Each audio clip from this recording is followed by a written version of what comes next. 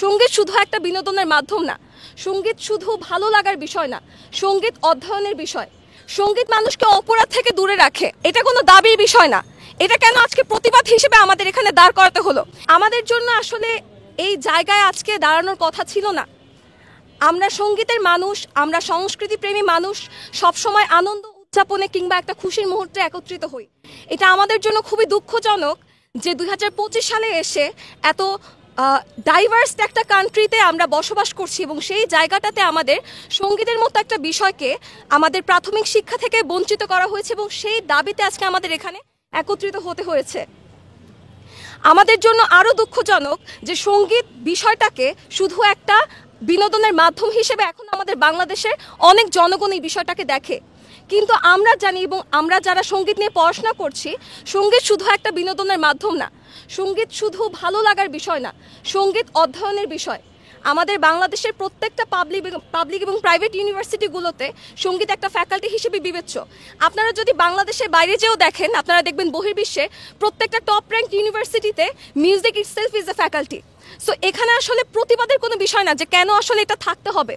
এটার প্রয়োজনীয়তা আমি মনে করি শিক্ষা ও গণশিক্ষা যারা অধিদপ্তরের যারা এই ডিসিশনগুলো মেক করে এবং যারা শিক্ষক আছেন তাদের সবার সম্মতিক্রমে এই সিদ্ধান্তটা নেওয়া। আমাদের এখানেই আক্ষেপের জায়গা যে তারা আসলে কতটুকু এই বিষয়টা জানে যে সঙ্গীতের প্রয়োজনীয়তা আসলে কতটুকু। প্রাথমিক শিক্ষা বলতে আমরা বুঝি ক্লাস 1 থেকে 5-এর বাচ্চারা, তারা একদম শিশু বাচ্চা এবং এই বয়সটাকে বলা হয় আসলে ফাউন্ডেশন এইজ। ফাউন্ডেশন এইজে আমাদের অন্যান্য যেসব সাবজেক্টগুলো দরকার হয় যেমন গণিত, ইংরেজি, বাংলা, তার পাশাপাশি আমাদের সঙ্গীত, অঙ্কন, শারীরিক শিক্ষা প্রত্যেকটা বিষয় খুবই বেশি গুরুত্বপূর্ণ। শুধু এই না যে সে বড় হয়ে সে যখন ইউনিভার্সিটি লেভেলে উঠবে সেই বিষয়টা নিয়ে অধ্যয়ন করবে কিনা। সঙ্গীত দরকার এই জন্য, শারীরিক শিক্ষা দরকার এই জন্য যাতে করে একটা শিশু তার প্রাথমিক বয়স থেকে শুরু করে বড় হওয়া পর্যন্ত একটা সুস্থ মানুষ হিসেবে বেড়ে ওঠে। সঙ্গীত মানুষকে অপরাধ থেকে দূরে রাখে। আমরা ছোটবেলা থেকে জেনে আসি, আমাদের বাবা মারা বলে যে যখন তুমি কালচারাল অ্যাক্টিভিটির সাথে কানেক্টেড থাকবা, তোমরা যখন সংস্কৃতির চর্চা করবা, তোমরা তখন সুন্দর মানুষ হিসেবে বেড়ে উঠবা, তোমরা সমাজের অপরাধগুলোকে চিহ্নিত করতে পারবা এবং তোমাদের মধ্যে একটা সুন্দর সুস্থ মানসিকতা তৈরি হবে। এই বিষয়গুলো আসলে ঘর থেকে শেখা, এটা কোনো দাবির বিষয় না। এটা কেন আজকে প্রতিবাদ হিসেবে আমাদের এখানে দাঁড় করাতে হলো? এই জন্য আসলে আমরা লজ্জিত এবং দেশকে লজ্জিত হওয়া উচিত। এখানে শুধু সঙ্গীত বিভাগের শিক্ষার্থীদের লজ্জিত হওয়া উচিত না। আমাদের এটা প্রস্তাবিত হয়েছিল, আমি ভুল না করে থাকলে 2018 সালে, যে সঙ্গীতকে প্রাথমিক শিক্ষার সাথে যুক্ত করা হবে।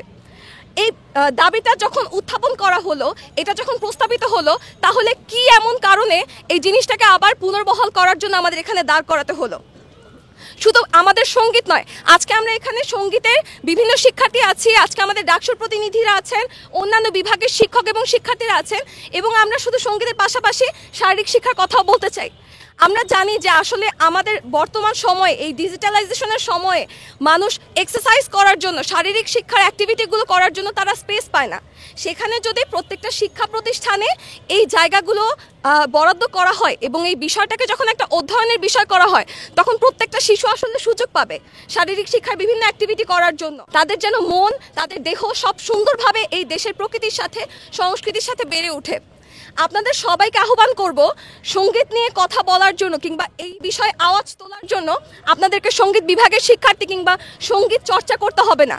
আপনি যদি একজন বাংলাদেশের নাগরিক হয়ে থাকেন, আপনি যদি আমাদের দেশের সংস্কৃতি সম্পর্কে অবগত হয়ে থাকেন, আপনাদের সবাইকে আমার পক্ষ থেকে অনুরোধ এবং আমি মনে করি আমাদের দায়িত্বশীল জায়গা থেকে এটা আমাদের দায়িত্ব এই বিষয়ে সোচ্চার হওয়া এবং এই সঙ্গীত শিক্ষক পদ এবং শারীরিক শিক্ষা পদ পুনর্বহালের জন্য আমি সবাইকে যার যার জায়গা থেকে কণ্ঠস্বর উঠানোর জন্য আহ্বান জানাচ্ছি।